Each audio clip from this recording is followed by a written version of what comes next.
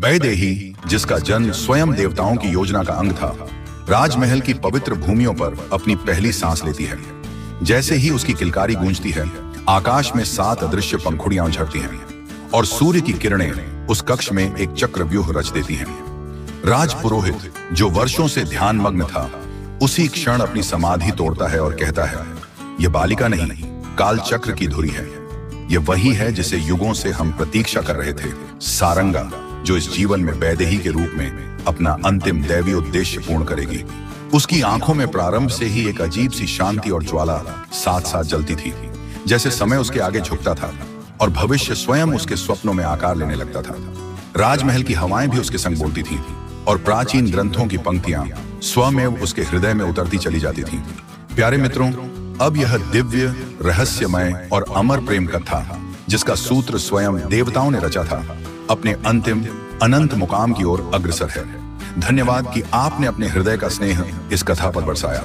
आइए अब साक्षी बनते हैं उस रहस्य की, जिसमें वैदेही, जो वास्तव में सारंगा का अंतिम पुनर्जन्म है, अपने 7 जन्मों की गुत्थियों को एक एक कर सुलझाती है, छाया और प्रकाश के बीच की रेखा को पार करती है और अंततः सदा ब्रिज तक पहुंचती है, जहां आत्मा और प्रेम दोनों अमर हो जाते हैं। अब आरंभ होती है वह यात्रा जो हर युग में एक बार ही होती है।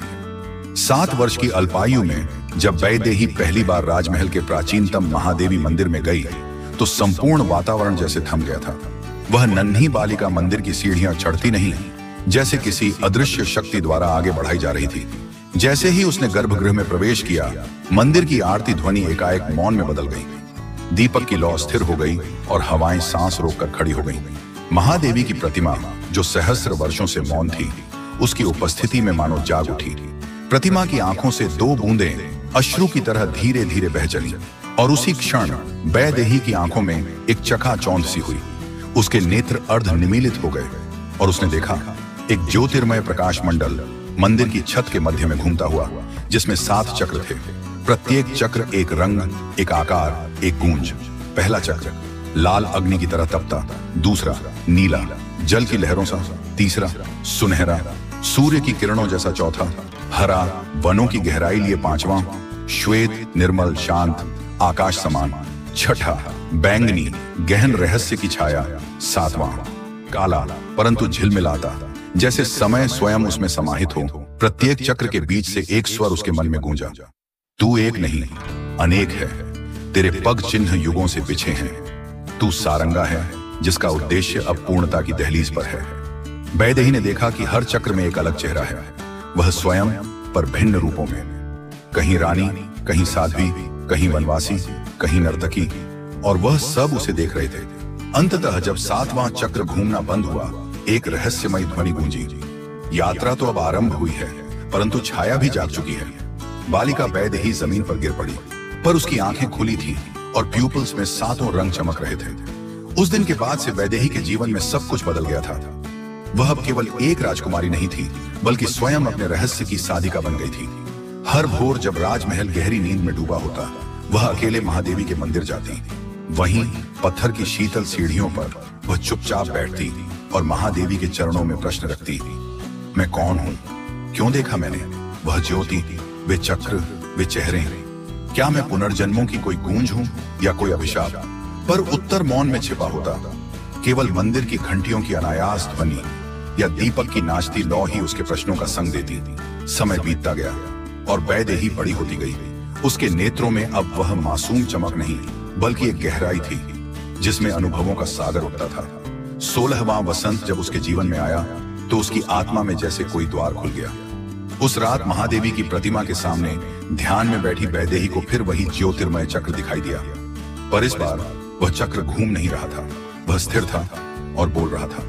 हर चक्र से एक ध्वनि निकली, पहला उत्तर अग्नि में है, दूसरा जल में छिपा है, तीसरा छाया के गर्भ में विश्राम करता है, और 7वां तुझसे ही जन्म लेगा। जैसे ही वैदेही ने उन 7 प्रश्नों को अपने भीतर संजोया और महादेवी को आदर पूर्वक प्रणाम कर मंदिर से बाहर निकली, उसकी चाल में एक शांत गंभीरता थी और उसकी आंखों में अग्नि और रहस्य की मिश्रित ज्वाला। वह जानती थी अब उसका अगला पड़ाव स्वयं से मिलन नहीं, बल्कि एक निर्णय था जो उसके जीवन की दिशा को बदल सकता था। इधर मंदिर की सीढ़ियां खाली हो रही थीं और उधर राजसभा में एक विशेष मंत्रणा आरंभ हो चुकी थी। सभा भवन वहीं जहां राज चिन्ह की परछाइयां भी कांपती थीं। राज सिंहासन पर विराजमान थे दिग्विजयी सम्राट पुरंदर, एक ऐसा शासक जिसने पूर्व से पश्चिम तक युद्ध जीतकर अपना नाम स्वर्णाक्षरों में लिखवाया था। पर आज उनकी मुद्रा चिंतन में डूबी थी। सामने खड़े थे प्रमुख मंत्रीगण, सेनापति, राजपुरोहित और वंश के वरिष्ठ जनों का समूह। समय आ गया है, सम्राट की गंभीर वाणी गूंजी। राजकुमारी वैदेही 16 वसंतों को पार कर चुकी है, पर केवल आयु नहीं, वह अब एक चिन्ह बन चुकी है। उसकी दृष्टि में कुछ ऐसा है जो इस राज्य की नियति बदल सकता है।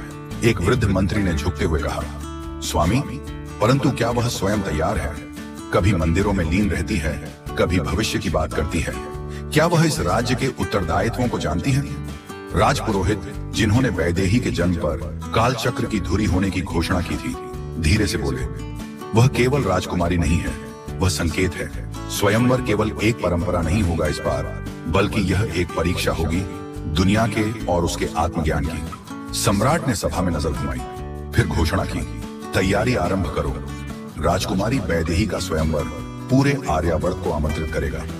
पर ध्यान रहे, यह केवल वीरता की परीक्षा नहीं, बल्कि गूढ़ बुद्धि, सत्य के प्रति निष्ठा और दिव्यता को पहचानने की काबिलियत भी मांगेगा। सभा भवन में सन्नाटा छा गया। मात्र एक दिया धीमे से टिमटिमा रहा था, मानो वह भी जानता था।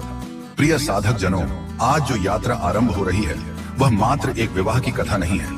यह वह यज्ञ है जिसमें 7 चक्रों के रहस्यमयी द्वार खुलेंगे, जहां हर कदम एक नए जन्म, एक नए बोध की ओर ले जाएगा। यह कथा नहीं, यह साधना है। यह विवाह नहीं, चेतना का पुनर्जन्म है। यह मिलन नहीं, आत्माओं के सनातन संकल्प का पूर्णत्व है। और आप, हाँ आप, इसके साक्षी बनने वाले हैं। इसीलिए मेरे प्रिय श्रोताओं और साधकों, यदि आप भी इस दिव्य यात्रा में भागीदार बनना चाहते हैं, यदि आप भी इन रहस्यों की सरिता में अवगाहन करना चाहते हैं, तो अभी इसी क्षण हमारे चैनल ज्ञान गुरु जी को सब्सक्राइब करें। यह केवल एक क्लिक नहीं होगा, यह एक आह्वान होगा, एक संकल्प कि आप भी ज्ञान, प्रेम और रहस्य की इस पावन यात्रा का हिस्सा है। वीडियो को लाइक करें, क्योंकि आपका स्नेह ही हमारी प्रेरणा का दीपक है। वीडियो को शेयर करें ताकि यह दिव्यता उन तमाम साधकों तक पहुंचे जो अभी भी अंधकार में अपना मार्ग खोज रहे हैं। आज आप केवल एक बटन दबाएंगे, पर वास्तव में आप स्वयं को एक उच्चतर चेतना की ओर प्रवाहित कर रहे होंगे। आइए इस ब्रह्म यात्रा में एक साथ चलें, जहां हर शब्द एक मंत्र होगा, हर दृश्य एक दर्शन और हर कथा आपकी आत्मा के अज्ञात स्वर को जगाएगी। राजमहल का प्रांगण आज साक्षात किसी स्वप्न लोक में परिवर्तित हो गया था, जहां हर दीप एक तारे की तरह झिलमिला रहा था। फूलों की मालाएं ऐसे लहर रही थीं जैसे वसंत स्वयं आकर नृत्य कर रहा हो, और स्वर्णिम पताकाएं हवा में शौर्य गाथाएं बन रही थी। परंतु इस चकाचौंध के नीचे एक गहन रहस्य सरिता की भांति मौन बह रहा था, जैसे समंदर के नीचे छुपा हो कोई अदृश्य द्वीप। मंच पर वैदेही थी, दीप शिखा जैसी देदीप्यमान, कमलिनी जैसी पवित्र। उसने न कोई स्वर्णाभूषण धारण किया था, न किसी इत्र की गंध उसकी उपस्थिति में खुली थी। फिर भी उसका तेज ऐसा था कि सूर्य भी उसकी आभा में अपना प्रकाश विसर्जित कर देता। उसकी आंखें मानो सप्त सिंधु का रहस्य समेटे हुए हर दृष्टि पर प्रश्न चिन्ह छोड़ती। सम्राट पुरंदर, जिनकी वाणी वज्र की गड़गड़ाहट जैसी और स्पर्श चंद्रमा की शीतलता जैसा था, गंभीर स्वर में घोषणा करते हैं, यह स्वयंवर केवल बाहुबल का उत्सव नहीं, यह आत्मबल की अग्नि परीक्षा है। जो भी इस अग्निपथ से निर्विकार गुजरेगा, वही वैदेही के हृदय और आत्मा दोनों का अधिकारी होगा। और तभी धरती कंपित हुई। प्रांगण के हृदय में से एक ज्वालामयी पथ फूट पड़ा। धरती ने मानो अपने सीने पर अग्निकुंड उकेड़ दिए हों। 7 अग्नि द्वार, हर द्वार एक जलते हुए कमल के समान, हर द्वार एक चिर प्रतीक्षित प्रश्न की रक्षा करते हुए। उन 7 अग्नि द्वारों पर लिखा था, यदि भाग्य में वही लिखा है जो मिलना है, तो फिर कर्म करने की आवश्यकता क्यों? जब सब कुछ छिन जाएगा, तब तुम्हारा धर्म क्या करेगा? क्या तुम त्याग सकते हो वह भी जिसे तुमने स्वयं अर्जित किया है? प्रेम क्या है? क्या तुम प्रेम कर सकते हो बिना अधिकार की आकांक्षा के? तुम कौन हो? क्या तुम अपने भीतर की छाया को पहचानते हो? स्त्री को कौन पहचानता है? क्या तुम नारी के चरित्र की वास्तविक दृष्टि से अनुभूति कर सकते हो? शास्त्रों के अनुसार महापाप क्या है? क्या तुम उसे अपनी जुबान से निर्भीक होकर कह सकते हो? हर जुबान के बीच जलती हुई लपटें थीं, जो केवल बाहरी ताप नहीं, बल्कि अंतरात्मा की सच्चाई पर प्रतिक्रिया देती थी। पहला राजकुमार जैसे ही पहले द्वार में प्रवेश हुआ, लपटें विकराल हो गई, डगमगाया और लौट गया। दूसरा, तीसरा, पांचवा, कई राजकुमारों ने प्रयास किया और कोई भी सातों द्वार पार न कर सका। और उस सबके बीच वैदेही की दृष्टि बार बार मुंह से फिरकर सभा के पीछे की छाया पर जाती। जहाँ कोई गुप्त व्यक्ति मुख ढके हुए उसे फुटकर देख रहा था, वह न प्रतियोगी था न कोई अतिथि, और उसकी आंखों में वैदेही की बड़ी चमक थी जो महादेवी के चक्र में थी।